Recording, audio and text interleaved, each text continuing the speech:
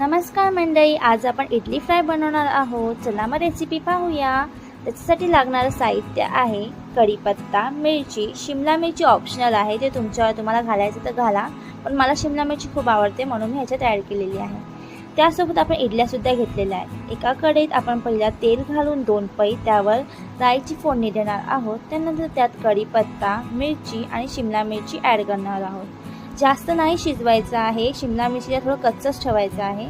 त्यानंतर त्यात हळद, मसाला, चवीनुसार मीठ घालून चांगलं मिक्स करून घेणार आहोत। थोडं शिजल्यानंतर आपण त्यात इडल्यासुद्धा ॲड करून घेणार आहोत। इडलीची तुम्हाला रेसिपी किंवा इडली चिल्लीची रेसिपी पाहिजे असेल तर माझं चॅनल नक्की विजिट करा, की तुम्हाला खूप प्रकारचे रेसिपीज भेटतील।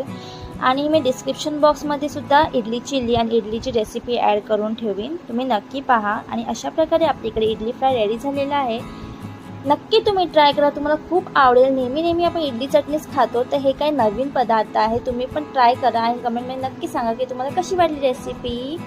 कमेंट, लाईक, शेअर करायचं विसरू नका। चॅनलला सबस्क्राईब करा। ओके, भेटूया आपण नेक्स्ट व्हिडिओमध्ये। बाय।